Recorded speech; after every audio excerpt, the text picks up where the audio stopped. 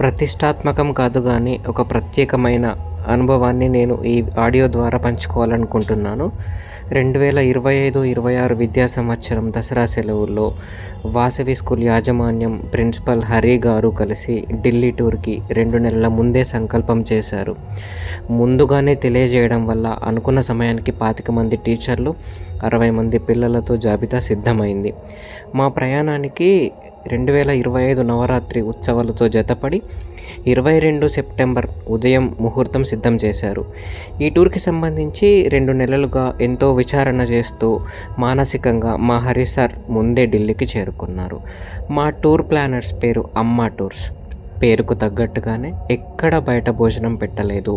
వారం రోజులు వాళ్ళే వండి వార్చారు. మా కోసం వాళ్ళు ఒక 4 పిల్లలు, ఒక వంట మనిషి, వంట సామాన్లతో మాకంటే ముందుగానే ఢిల్లీ చేరుకున్నారు. వీరి వల్ల మాకు ఉత్తర భారతదేశపు వంటలు తినే అవకాశం రాలేదు. మాలో కొన్ని పిల్ల పిశాచాలకు వీరి వంట నచ్చలేదు. ఎక్కడ పడితే అక్కడ కొనుక్కు తిన్నారు. టూర్ అయిపోయేసరికి బాలబచ్చాలందరూ కలిసి 1000 అంటే 1000 ఐస్ క్రీములు నాకేసి ఉంటారు. ఇక టూర్ వివరాలకు వెళ్తే, తేదీ 22/9/2025 సోమవారం అనుకున్న సమయానికి పిల్లలందరూ స్కూల్కి చేరుకున్నారు. భైంసా నుండి మంచిర్యాల వరకు మా ప్రయాణం స్కూల్ బస్సులోనే సాగింది. అంతకు ముందు రోజు పితృఅమావాస్య కావడం వల్ల నేను బైంసా రాలేక మధ్యలో ఖానాపూర్లో బస్సును అందుకున్నాను. నాతో పాటు నిజామాబాద్ వాసవి పీఈటీ నవీన్ కూడా వచ్చారు. మేము మంచిర్యాల చేరుకునేసరికి 8:30 అయ్యింది. మా బస్సులు అక్కడ ఒక స్కూల్లో ఉండేటట్టు హరి సార్ ప్లాన్ చేశారు. మంచిర్యాల లోకల్ ఫుడ్ సప్లయర్స్ వాళ్ళు మాకు ఇడ్లీ వడలను తీసుకొచ్చారు. ప్లాట్ఫామ్ పైన టిఫిన్ కానిచ్చేసాం. మధ్యలో స్టేషన్ మేనేజరు ఇడ్లీలో నంచుకోవడానికి కారం మాటలు కూడా వడ్డించారు. ఆయన మాటలు విననట్టు మేము మా చట్నీ నాకేసాము. టిఫిన్లు, టీలు అయిన తర్వాత పిల్లలను ప్లాట్ఫామ్ 1లో ఒక దగ్గరికి చేర్చి హరి సార్, మారుతి సార్, కాశీనాథ్ సార్లు కలిసి ఏ బోగిలో ఎవరు కూర్చోవాలో మరోసారి చెప్పారు. ప్రతి టీచర్కి 3 పిల్లలు, ఒకరు ఎడమ చేతిలో, ఒకరు కుడి చేతిలో, ఒకరు నెత్తిపైన, ఇలా 1:3గా టీచర్లకు పిల్లలను వడ్డించారు. కొందరు టీచర్లు అయితే టెక్నాలజీయా వాట్సాప్ గ్రూప్ కూడా క్రియేట్ చేశారు. దగ్గినా తుమ్మినా అన్నీ పేరెంట్స్కి పోస్ట్ చేశారు. మేము ఢిల్లీకి వెళ్ళే ట్రైన్ 12723 తెలంగాణ ఎక్స్ప్రెస్ 9:45కు రావాల్సింది, కానీ 10:30కి వచ్చింది. మొత్తం 9 స్టాపులు. పంపకాలు ముందే జరగడం వల్ల కోతి పిల్లలను పట్టుకొని చెట్టెక్కినట్టు మా టీచర్లు రైలు ఎక్కారు. రేవతి మేడం అదృష్టం బాగుంది. బాత్రూంలకు దగ్గర సీటు దొరికింది. ఒక 2 గంటలు మేడం మూతికి చున్నీతో పెళ్లి చేసి కూర్చుంది. తర్వాత మారుతి సార్ వచ్చి కొంచెం తక్కువ సువాసన వచ్చే బోగీలకు మేడంని షిఫ్ట్ చేశారు. స్టేషన్లోనే మా లంచ్కు కావాల్సిన పులిహోర ప్యాకెట్లు ఎవరివి వారికిచ్చారు. ఒక 10 ఎక్కువ ఉంటే మిలింద్ సార్ వాటిని పట్టుకొని బాత్రూమ్ పక్కనే సైడ్ సీట్లో కూర్చున్నారు. మిలింద్ సార్ దగ్గర పులిత్రూమ్ వాసన, అంటే పులిహోర ప్లస్ బాత్రూమ్ వింతగా అనిపించింది. చంద్రాపూర్ స్టేషన్ వచ్చేసరికి లంచ్ చేశారు. మేమందరం సెట్ అయ్యేసరికి నాగపూర్ స్టేషన్ కూడా వచ్చింది. దాదాపు అందరు పిల్లలకు ట్రైన్ జర్నీ అలవాటున్నట్టుంది. ఏం ఇబ్బంది కాలేదు. ఇక్కడ బైంసా పిల్లలు నాకు చాలా బాగా నచ్చారు. ఎందుకంటే హరి సార్ చెప్పిన సీట్లలోనే వాళ్ళు కూర్చున్నారు. ఇదే మా నిజామాబాద్ పిల్లలైతే ఒకరిద్దరు పిల్లలు నేను ట్రైన్ నడుపుతా సార్ అని నన్ను అడగకుండానే పైలట్ను లేపేసి ట్రైన్ను తోటలోకో ఏ పొలాల్లోకో తీసుకెళ్లేవారు. ఇంకొందరైతే మరీ ఘోరం.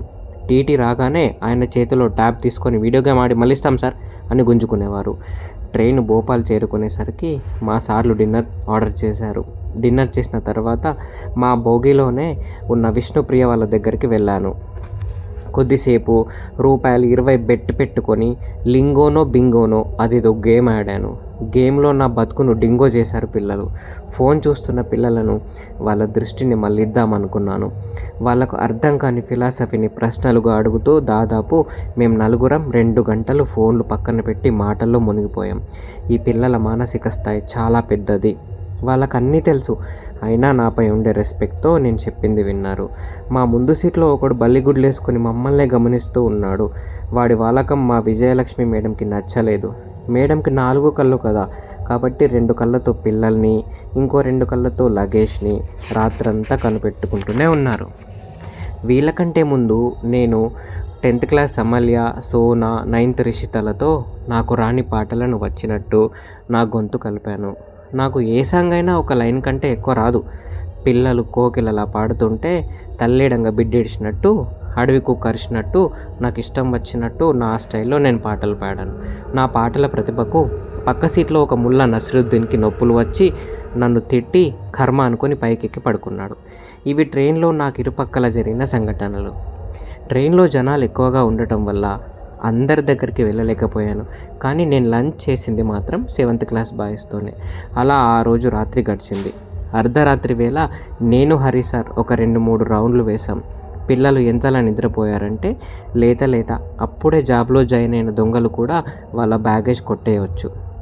ఝాన్సీ జంక్షన్ వరకు లక్ష్మణ్ సార్, మారుతి సార్ ఒకే సీట్లో ఎదురెదురుగా కూర్చొని వాళ్ళ బాధలు వాళ్ళు పంచుకున్నారు.